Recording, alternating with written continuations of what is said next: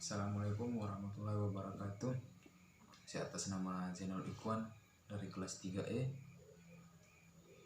tugas UTS,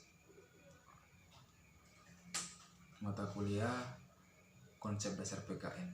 Di sini saya ingin memaparkan tentang demokrasi, pengertian demokrasi dan pendidikan demokrasi.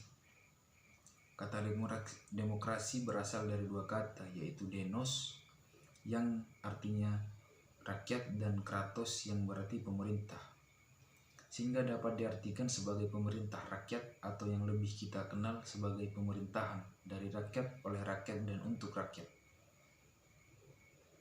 atau yang lebih kita kenal sebagai pemerintah dari rakyat.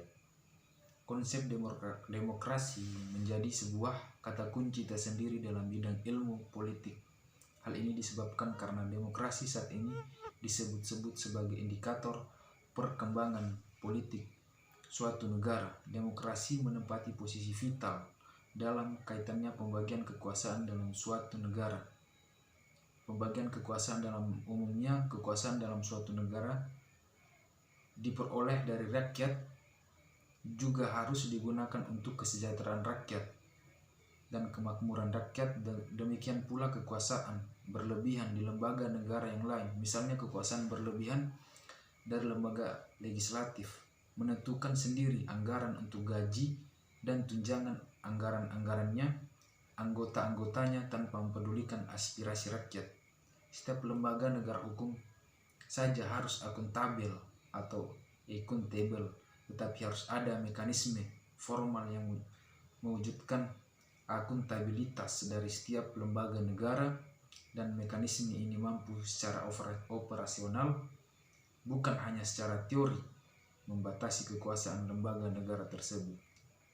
Di kebanyakan masyarakat, pendidikan formal dan non-formal diharapkan dapat memainkan peran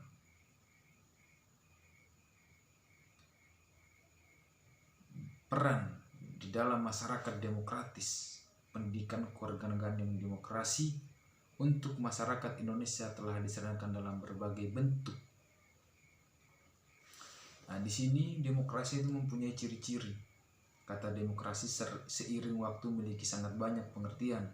Namun, di antara banyaknya pengertian yang berbeda, terdapat juga jumlah persamaan penting yang menunjukkan universalitas konsep demokrasi berdasarkan kriteria-kriteria yang menjadi cerminan perwujudan konsep tersebut. Henry B. Mayo misalnya mencatatkan setidaknya ada 8 ciri utama untuk mengetahui apakah masyarakat itu berdemokrasi atau tidak. Yang pertama, adanya penyelesaian perselisihan dengan damai dan sukarela. Yang kedua, adanya jaminan bagi terjadinya perubahan secara damai dalam suatu masyarakat yang sedang berubah.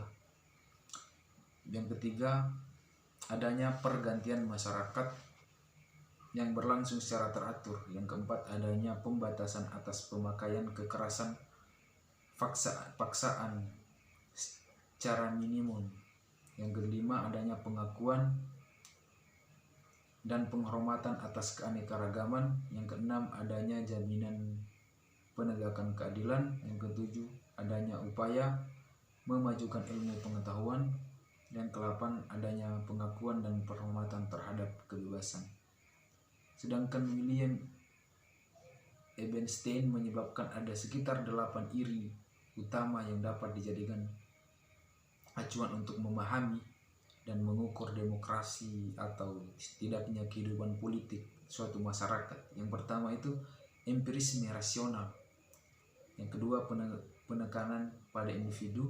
Yang ketiga, negara sebagai alat. Yang keempat, kesukarelaan atau voluntarisme. Yang kelima, hukum di atas hukum. Yang keenam,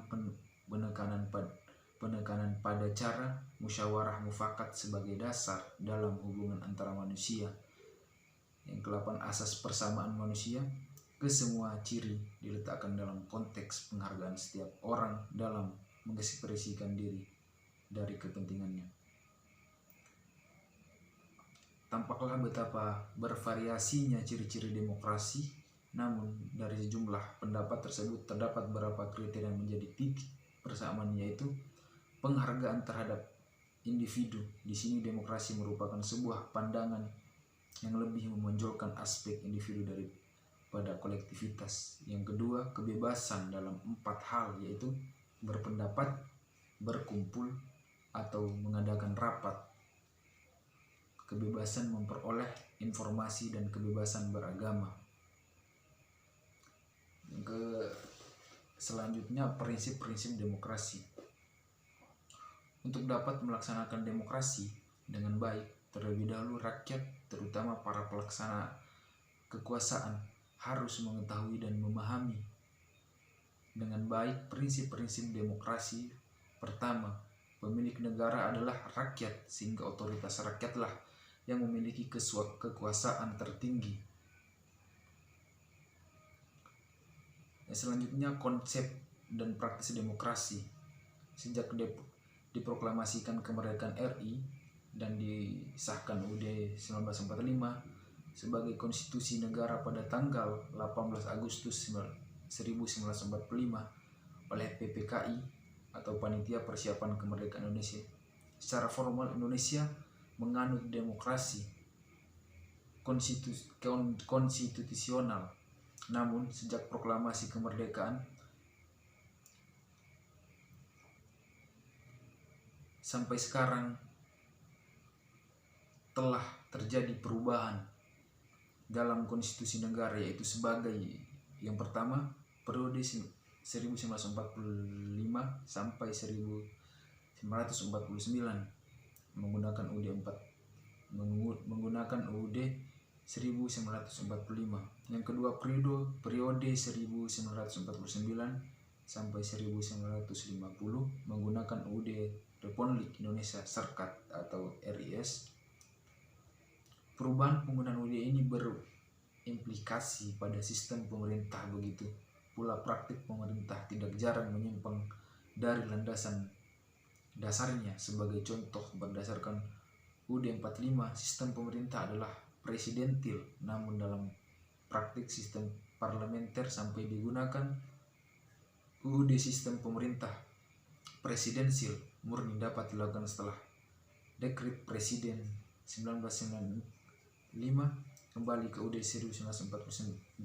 Proses demokrasi Indonesia membutuhkan tumpangan budaya demokrasi yang genuine. Tanpa dukungan budaya demokrasi, proses transisi demokrasi masih rentang terhadap berbagai ancaman budaya dan perilaku tidak demokratis warisan masa lalu, seperti perilaku anarkis dalam menyuarakan pendapat politik uang, money politik, pengarahan massa untuk tujuan politik, dan penggunaan simbol-simbol primordial atau suku dan agama dalam berpolitik. Terkait dengan pentingnya penyamaian budaya demokrasi melalui jalur pendidikan, pertumbuhan demokrasi di Indonesia ini, pertumbuhan demokrasi juga tidak bisa diperlakukan secara taken for granted. Demokrasi tidak hanya diperjuangkan dan diwacanakan, tapi lebih dari itu harus disemaikan, ditanamkan, dipupuk, dan dibesarkan melalui upaya-upaya yang terencana, teratur, dan terarah pada seluruh jalur pendidikan formal maupun non formal. Mungkin itu saja dari saya. Sekian dan terima kasih. Wassalamualaikum warahmatullahi wabarakatuh.